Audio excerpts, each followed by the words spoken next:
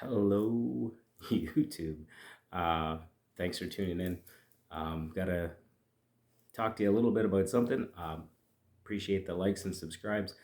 Things growing, and hopefully, I won't cough too much today. Still fighting through that, but that's okay.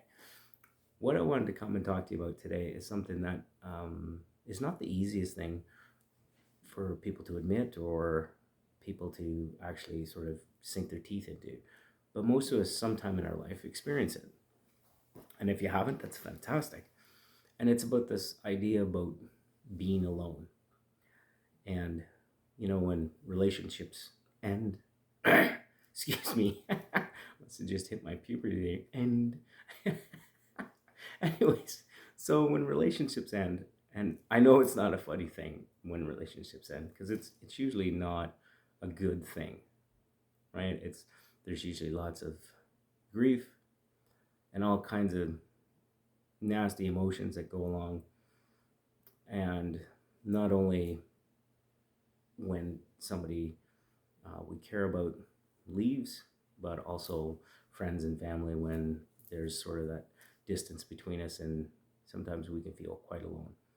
And not everyone likes that term, alone, and then they'll go to lonely. Just here, we're just sort of trying to bring the two together. I know they're not exactly the same thing, but maybe I'll do a video someday of being lonely rather than being alone. So you're in a long-term relationship and it ends, and you realize, what the fuck do I do with myself? I've been in this relationship for 5, 10, 15, 20, 30 years, and you're trying to figure out, like, what the fuck do I do? And which is always strange because when sometimes we're in these relationships and you're just go, go, go, and you could be raising a family, um, or, trying to meet everyone else's needs, and you realize, like, oh God, I'd give anything to have some free time. And then you get that free time. It may not be chosen to have that free time. And it's a little different than free time because the people aren't coming back. And you're trying to figure out who you are in this world now. Like, one of the biggest things I know for myself in when relationships have ended, especially long-term ones, I know I was stuck thinking, like, who the fuck am I? Like, what do I like to do? And how do I go out and do it? Because I've normally done all these things with this other person there. And it can be quite frightening. For some, it can be quite exciting. And I think a lot of that has to do sometimes with your attachment style. So if you're an anxious person, an anxious attachment style, when that relationship ends, it brings up all of those old abandonment wounds, the fear of rejection from usually in our childhood. And that's not to blame your parents, it's just to give you an idea of where that may have come from. But if you're more of a person who likes to run from situations and enjoys their free time, and they get in that long-term relationship and that relationship ends, for them usually it's kind of, they're kind of elated, they're excited about their new independence, their new freedoms, and those types of things. And it's great because people can give you some great ideas when that first ends, and you'll hear, like, you need to distract yourself, you need to go out with friends, you need to do this, and that stuff's all great. But once you've done all that, you're still still going to have to deal with the fact that you probably don't know really who you are, and, like, what the fuck do you do with yourself? Right? And that can bring up so much anxiety for all of us that are experiencing that, right? And how do you work yourself through that, right? And one of the things I noticed is that the distractions are great, but actually figuring out who you are. So, what is it you like to do? What is it that you don't like to do? What are some of the things you still continue to do that you're really not enjoying anymore? What keeps you actually from trying new things? Is it the fear of looking silly, the fear of failure? What are those things that are keeping you stuck? And the more you open up to that and realize that your company isn't that bad. Like, for years, it took me a while, but I actually figured out that I'm okay. Like, I'm okay to hang out with. Like, me and myself, we know what we want to watch. We watch that. We know what we want to read. We read that. We know how we want to spend our time, our free time, which could be For me, it's always been like coaching or going out for walks in the bush, and those types of things, and really enjoying that stuff again and getting connected to that.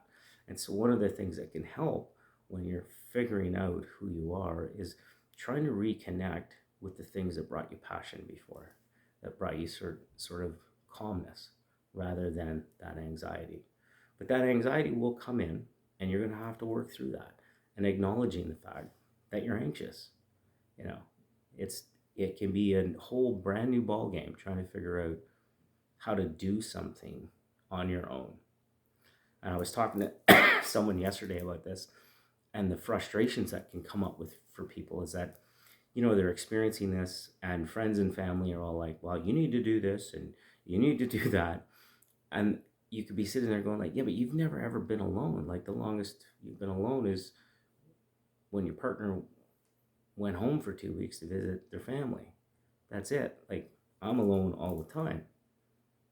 But you're telling me to not get in relationships, telling me not to do this, telling me not to do that. And that can create some frustration. Not always. They mean well, absolutely. If someone's actually talking to you about these types of things, often they want you to be okay. They want you to be happy. But it may not always seem that way. When you realize that being alone, and it's not that terrible, but it can feel like it at the beginning. And one of the things that worked well for me, and not everyone will agree with this because it's going to kind of sting, is that there was lots of things I did in relationships that I chose to do that really weren't me. That I chose to do those things, and I kind of lost who I was. Now, the advantage of me, for me, what I see as the advantage when I said I chose to do those, is I can now choose to do different things. Right? I don't have to stay in my mindset of blaming others. This didn't work out. The relationship's over. What the hell am I going to do with myself now? I have nothing. That's a typical line that some of us have used. I have nothing now. And it seems funny now after working through that stuff. But in the moment, right, it's very real. And the other thing with being alone is you notice how much you go into the past, right? Like, you're by yourself, you're thinking on your own, right? Or you're thinking in the future, I'll never find another person. I'll never be this. I'll never be that. And the hard part is staying right here. And, that's always the buzz thing, right? Stay in the moment. And really how I see it, it's not a blanket statement. How I see it is that you're staying right here, right now, in what you're experiencing, not what you experienced in the past or what you may experience in the future, which you don't know, but trying to stay right now with what's going on. And out of that, what you can control or manage. Some of the things that really worked well for me, and everyone will be different, right? And what has worked well for my clients is you start actually, taking care of yourself. Right? And what does that look like for you? Everyone's different. You start taking care of yourself, start doing things that you used to be passionate about, but that's been lost over the years. It could be reading, writing, knitting, all kinds of things, right? Engaging in those things that have brought passion to you in your life before, and some new things that you've always wanted to try. What keeps you from not trying new things? And sometimes it can be the acknowledgement and the knowledge that you're going to try something new without that person there or those people there, which can be a really hard thing to really digest that, right? Because we had so many hopes and dreams and all kinds of things you might have had tied up in that situation that most likely are never going to happen. Right? And that will create some fear and some anxiety and some sadness, probably a lot of sadness, about what it'll be like to do new things, have new experiences without that person. Because there can be the fears like, oh, I'm going to have this, I'm going to have a good time, but they're not going to be there. And that's the challenge, right? Is letting that go. And that's always a great buzzword, but letting that go. And so what I would what I've done and clients have done is that they actually go and do it and then see what happens. Right? Yep, you had a great time and it was without them, but you still had a good time. Right?